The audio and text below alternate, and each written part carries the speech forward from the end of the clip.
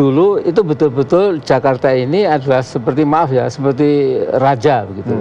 Kemudian semua itu seperti agen dari raja itu. Kemudian maju mundurnya daerah juga sebenarnya sangat dipengaruhi oleh kemauan di pusat ini, Mas. Ya.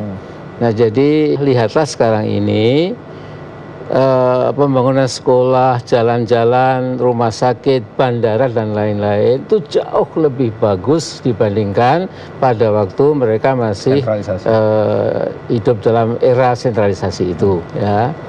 Dan yang kedua, saya kira juga kita sudah mengembalikan ya TNI dan Polri kepada dunia masing-masing ya. Dulu kan ada misalnya 20% anggota DPR pusat maupun daerah yang gratis ya untuk TNI dan Polri, ABRI dan Polri.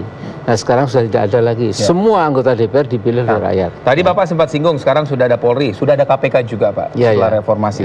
Bagaimana Pak Amin dari kacamata seorang Pak Amin Rais melihat KPK atau penegakan hukum di Indonesia sekarang setelah reformasi? Ya KPK ini sesungguhnya under performance ya. Jadi harapan rakyat begitu gede ya, tapi semian jauh KPK belum seperti yang diinginkan. Sudah hampir berapa? Lebih dari 16 tahun ya. Tapi kan Pak dengan KPK tuh ada shock terapi Pak. Paling tidak anggota dewan disadap saja jadi isu Pak. Kemudian dana APBN, APBD itu menjadi mereka khawatir. Itu kan membuat jadi begini.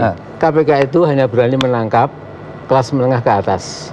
Yang kelas kakap itu dibiarkan. Loh ini enggak Pak yang kemarin ini? Setnov. Ya ini satu gen ya, coba sampai kemana ya. Tapi yang namanya BLBI, yang namanya Bank Senturi, yang namanya skandal perpajakan, pertambangan itu jalan tanpa ada sedikit pun ketakutan. Jadi rasa takut. Oke. Jadi ukuran Pak Amin melihatnya BLBI, kemudian Senturi itu. Yang gede-gede itu ya apa? Memang tidak ada yang terjangkau ya.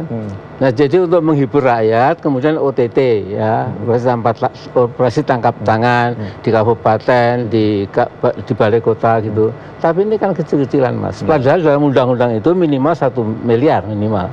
Ya sekarang 15 juta jadi berita gede dan tepuk tangan meriah karena hebat KPK itu.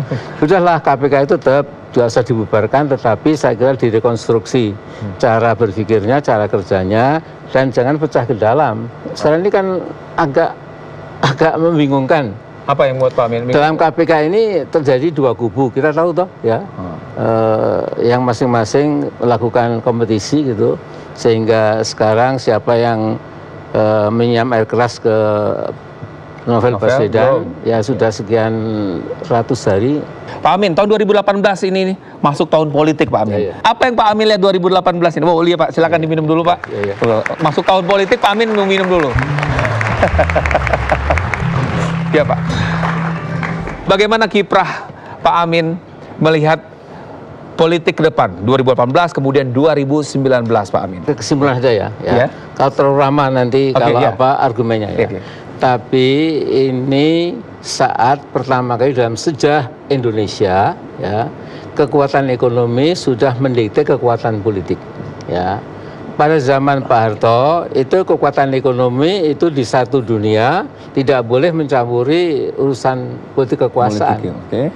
Di zaman Gus Dur, zaman Pak Habibie, zaman Gus Dur, zaman Bu Mega, zaman SBY ya, saya kira masih kentara itu ya. Tetapi sekarang ini ekonomi ini sudah istilah saya itu menguasai dunia politik dan ini berbahaya.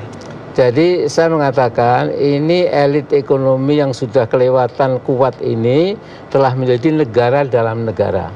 Ya. Bukannya memang di era Pak Harto, era Pak SBY, era Gus Dur semua begitu Pak? Kayak ekonomi itu? Enggak, sekarang kentara sekali Mas ya.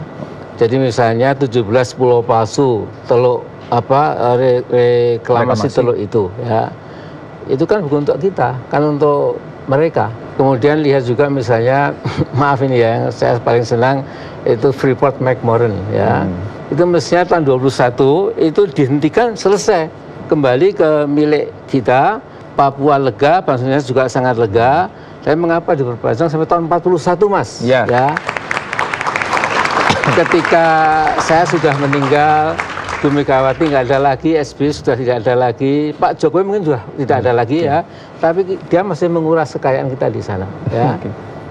Nah kayak begini ini menunjukkan ada kekuatan siluman yang mendikte politik gitu ya. Bahkan ini maaf adik-adik ya, katanya ini ada sedikit cerita yang saya kira masuk akal. Tiap kali ada pergantian Pangdam atau gubernur, maka kelompok elit ekonomi ini kumpul.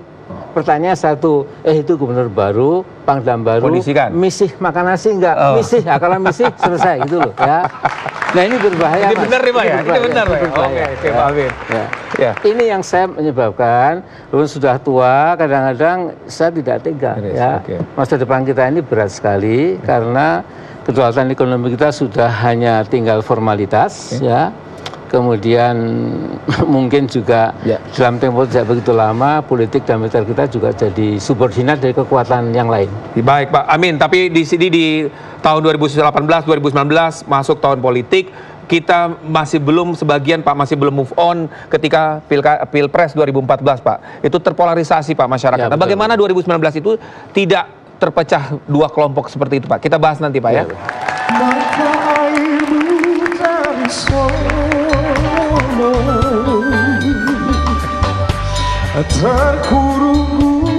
Pak Luhut. Pak Amin sudah punya jagoan di 2019 kah? Saya yang pertama